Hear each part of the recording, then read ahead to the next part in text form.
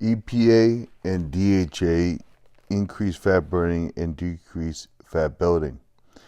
A win-win for anyone trying to get rid of stubborn body fat. In order to reduce body fat, whether it's on your hips and thighs or in and around your internal organs, give yourself a fat fix. Less omega-6, more omega-3. DHA, your pacemaker of metabolism. One of the keys to maintaining a healthy weight is having a high metabolic rate.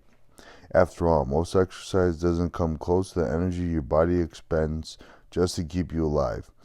If you could find a way to adjust this internal thermostat, then you'd burn more calories around the clock, even when you're not exercising. It's not easy to accomplish this, but one way that might be effective is raising the body's concentration of DHA. Long-chain omega-3 fats, particularly DHA, are the main determinants of basal metabolic rate, the temperature your body's thermostat is set to. Several years ago, biologists proposed the idea that cell membranes act like pacemakers for metabolic rate. They observed that warm-blooded mammals and birds have much higher basal metabolic rates than those of similar-sized cold-blooded reptiles, amphibians, and fish. They discovered that this is due to a greater amount of polyunsaturated fats in cell membranes. Small mammals have greater cell membrane polyunsaturated fat content compared to the cold-blooded animals. They also discovered that the degree of unsaturation of fats in mammalian cell membranes relates to body mass index, i.e., compared to small mammals, larger mammals have less omega-3 in their cell membranes. DHA, in particular, acts like a cellular energizer. The higher concentrations of DHA are found in cell membranes of organs and tissues involved in very fast-paced or non-stop activity, such as in hummingbird wings and in the heart's, brains, and sperm cells, which have to swim far and fast for survival of numerous animals. With this in mind, increasing the unsaturated fat content of your cell membranes, especially with omega-3s, increases the metabolic activity of proteins bound to those membranes, which contribute to at least 50% of the overall basal metabolic rate. Perhaps this explains why studies show omega-3 supplements increase basal metabolic rate.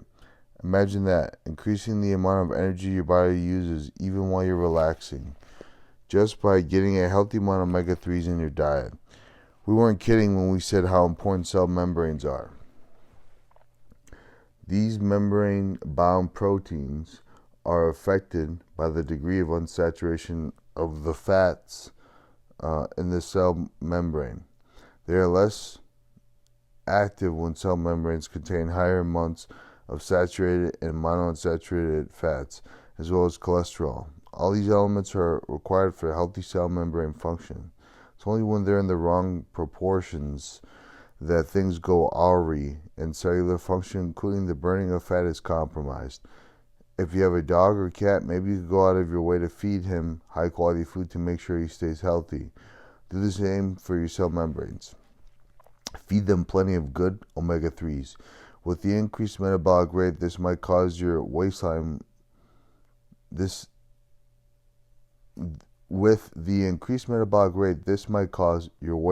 will thank you. Marine omega-3s and muscle gains. More muscle, more fat burning. Another prime way to increase your basal metabolic rate is to increase the amount of muscle mass you carry. Muscle tissue is metabolically expensive. It requires energy just to exist, let alone to perform exercise. When it requires even more energy, and when you read requires energy, think burns fat. Is there a role for omega-3 fats in helping to increase muscle mass? Yes. When cell membranes contain greater amounts of long-chain omega-3s, your body's resting metabolic rate increases, as does protein synthesis. And if you want to build muscle, you've got to synthesize proteins. There are a wide variety of proteins embedded within your cell membranes to help transport nutrients, including sodium, calcium, glucose, and amino acids, just to name a few. into and out of the cell. Having more omega-3s in your cell membranes makes these processes work better and faster, because having the right omega-3s in your cell membranes gives the membranes the proper shape. And if your cell membranes don't have the proper shape, then these embedded proteins might not have the right shape or orientation either. And when a protein has the wrong shape or orientation, it doesn't work the way it was designed to. Aging, maintaining muscle mass. The natural loss of muscle mass that occurs during the normal aging process, called sarcopenia, is a significant health problem. It reduces strength and mobility, increases the risk of falls, reduces overall quality of life, and may even lead to premature death.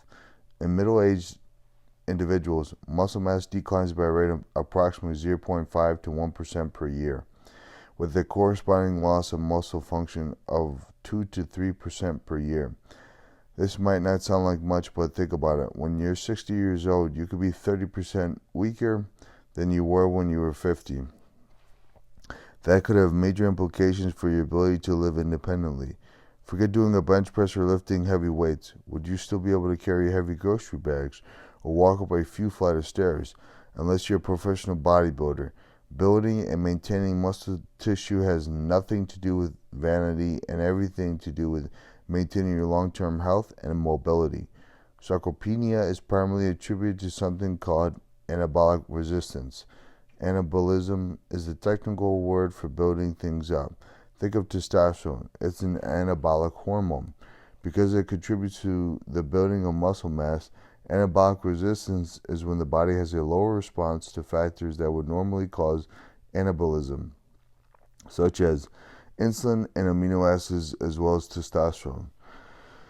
As you age, your body doesn't respond as strongly to these factors as it did when you were younger. This has a lot to do with hormonal changes during aging, but fats also have an effect. Omega-3 supplementation has been shown to increase the anabolic response to amino acids and insulin, which might help stave off this frailty as you age.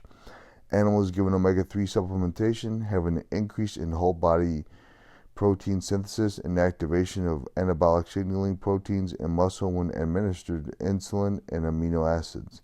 The phrase whole body protein synthesis is key. You probably first think of muscles when you hear the word protein. And it's true that muscles are made from protein, but so are bones, hair, skin, nails, joints, tendons, and ligaments. And that's just the short list. The antibodies and white blood cells the immune system uses to fight off infections are also made from proteins. And maybe this is why elderly people with their reduced protein synthesis are at greater risk for colds, flu, and other infectious illnesses. Omega-3s have a long history of preventing loss of muscle mass and increasing muscle growth and strength in a wide variety of clinical settings, testing cancer, burns, rheumatoid arthritis, and more. Omega-3 fats also help to preserve muscle tissue on two fronts. They increase the building of muscle while also reducing muscle breakdown. Unlike omega-6 fats, which induce inflammation and signal body to store fat, including dangerous fat stored in the liver, omega-3s reduce fat accumulation in the liver, as well as in muscles. Preventing fat accumulation in muscles might be one of the ways omega-3s reduce the loss of muscle strength with aging. Other mechanisms include an increase in mitochondrial biogenesis, content, and function. Recall from Chapter 6 that mitochondria are the energy generators of ATP inside your cells. They are the actual sites where molecules from the foods you eat are converted into energy. And because your muscles need energy to give them strength and power, they're loaded with mitochondria. A single muscle cell can contain thousands. You might say when it comes to aging, you're only as old as your mitochondria. Clearly, then in order to age gracefully and with your mental capacity fully intact, you want to support healthy mitochondrial function. Adequate omega-3s do just that. Omega-3s stimulate mitochondrial biogenesis, the making of new mitochondria, and support healthy mitochondrial function. One study found that supplementation with 2 grams of fish oil per day enhanced the effects of strength training in elderly women within just 3 months by improving muscle strength and functional capacity. The authors suggested that omega-3s may lead to faster muscle contraction via improved cell membrane function and faster nerve impulse transmission, the latter powered in part by mitochondria. It's never too late to build muscle, and no one is too old or too senior a citizen to start a strength training program. Find a qualified trainer to work with, start lifting weights, and take your fish or krill oil. Marine omega-3s may improve your energy, reduce fatigue, and increase your exercise capacity. The benefits of omega-3s don't stop at preserving muscle mass and supporting the growth of new muscle tissue. Omega-3s also improve what happens when you use those muscles. EPA and DHA have been found to improve oxygen efficiency in humans during exercise. In one study looking at 16 well-trained cyclists, compared to olive oil, a daily dose of 3.2 grams of omega-3 for 8 weeks resulted in lowered heart rate and reduced whole-body oxygen consumption during exercise. The less oxygen consumed during exercise, the more efficient the athlete's body is. So this is a good thing. Same thing with heart rate. In healthy people, the lower the heart rate during a period of exertion, the stronger the heart muscle is. So it can pump blood more powerfully with each contraction and therefore requires fewer contractions to get the job done. Keep in mind, though, that this applies to healthy people. Older people or those with compromised cardiovascular function may have lower heart rates because their heart muscle is weakened. The authors concluded the study indicates that fish oil may act within the healthy heart and skeletal muscle to reduce both whole body and myocardial oxygen demand during exercise without a decrement in performance. Those last few words are key. No decrement in performance means they were able to generate the same amount of power and speed while consuming less oxygen and with a lower heart rate. In other words, their bodies had become more efficient. Think of it like taking a car with a run-of-the-mill engine and swapping out that engine for a turbocharged Porsche V8. The regular engine gets the job done, but the improved one gets better mileage, runs more smoothly, and makes for a superior driving experience. Not only were these athletes' bodies more efficient with the marine oil supplementation, but their own ratings of perceived exertion regarding their whole bodies and chests specifically were significantly improved. What this means is that while they were exercising, they felt like they were exerting themselves less, even though they were doing the same amount of work. A lower perceived rate of exertion can help trained athletes and beginners alike work longer and harder before feeling fatigued, which could potentially lead to better results, such as improved speed, strength, or endurance.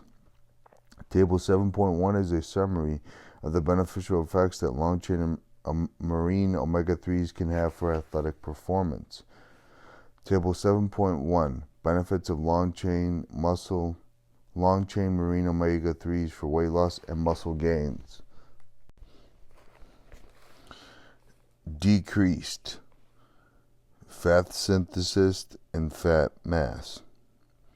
Increase fat burning at rest during exercise and after a sugar load. Decreased hunger, reduced caloric intake, and improved satiety after meals. Increased lean mass. Decreased muscle loss. Increased muscle growth and strength. Decreased exercise-induced fatigue.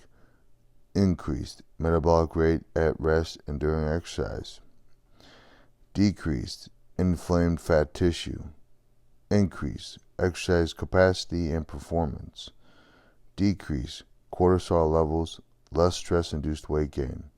Increased mitochondrial biogenesis and function. Decrease ectomic fat accumulation of intramuscular fat and visceral fat, especially in your liver. End of table 7.1. Most adults should consume at least 2 grams of combined EPA and DHA per day in order to provide enough omega-3s for healthy cell membranes to support increased fat burning and to prevent loss of muscle mass. for maximal effects on gaining muscle mass and strength, older adults may need higher amounts, around 3 to 4 grams per day. Summary: subcutaneous fat, the fat just beneath our skin, the stuff we like to avoid, is far less dangerous than visceral fat, the fat that can collect around your organs. This kind of stored fat frequently becomes inflamed, so that it sends incorrect signals to your body, e.g., causing blood vessels to constrict, or fails to send correct signals, e.g., to trigger resolvins and protectins to combat the inflammation. Industrial seed oils, omega-6s, tend to cause inflammation, while GLA, oleic acid, and omega-3 fats decrease it. Our body's ability to process these fats is determined in utero. If we are given high levels of industrial seed oils without high levels of DHA to combat them, we will have trouble maintaining healthy body weight as we grow in age. Omega-3s, particularly DHA, tell your body to burn more fat.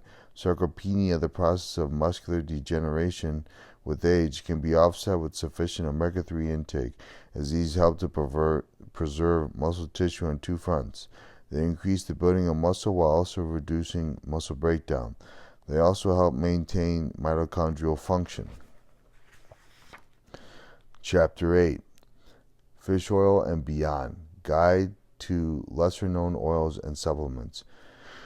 We've been emphasizing throughout this book that decreasing your omega-6 intake and increasing your intake of omega-3 fats, especially EPA and DHA, are simple and highly effective steps you can take to improve multiple aspects of your health.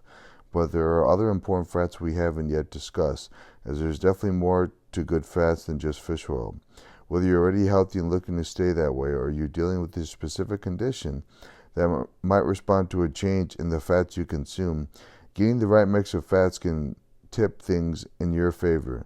Some health conditions may respond to specific kinds of fats, not typically found in the foods you consume most of the time. So we'll show you what these fats are and how to take them. Converting crucial fats from omega-3 and omega-6. In order for the parent omega-3 and omega-6 fats to convert into longer chain fats, they require helper molecules called enzymes. As you can see from figure 8.1, delta-6 desaturase D6D is the enzyme required to set these conversions in motion. It's the first domino to get knocked over, and it makes all the ones after it fall down too. Insulin stimulates D6D, that is, it signals your body to make and use this enzyme. Thus, higher levels of insulin reduce levels of LA because LA starts moving through the conversion process. On the other hand, low levels of insulin can reduce the activity of D6D, leaving LA to accumulate, because without the help of this enzyme, LA cannot start making its way down the conversion pathway. Without sufficient D6D activity, your body can't convert the parent omega-6 and omega-3s into the other types of fatty acids that come from them, such as gamma-linoleic acid, GLA, D-homogamma-linoleic acid, DGLA, and arachidonic acid formed from LA, or EPA and DHA formed from ALA. As parent omega-6 and omega-3 fats move through their conversion process, they require different enzymes, different dominoes. Delta-5 desaturase D5D is the next domino. The Dutch cohort study on diabetes and atherosclerosis, Maastricht CODAM, found a lower D5D activity in those with type 2 diabetes compared to non-diabetics. Other studies have found that not only do high insulin levels correlate with lower D5D activity, but they also correlate with higher activity of D6D. So chronically elevated insulin levels increase the activity of the first enzyme in this pathway, while decreasing activity of one that comes later. This creates a kind of logjam in the system. I'm looking specifically at the omega-3 side of this pathway. Increased activity of D6D reduces levels of ALA, since ALA starts moving through the process, but with decreased activity of D5D, the crucial fats that come later on EPA and DHA don't get produced. For this reason, individuals with insulin resistance are particularly susceptible to deficiencies in EPA and DHA. Even if you're not diabetic, you should note that insulin resistance is widely underdiagnosed. Pathologist Joseph Kraft, MD, designed a sensitive insulin resistance test that suggests around 75% of the adult population are insulin resistant. How do you fix this? The answer depends on which situation applies. Too much insulin or too little. Type 1 diabetics have impaired activity at both D6D and D5D, which is restored to normal levels by insulin therapy. But type 2 diabetics and the 75% of the population with insulin resistance would likely benefit from EPA and DHA. Table 8.1 is a summary of the effects of insulin resistance on omega-6 and omega-3 metabolism.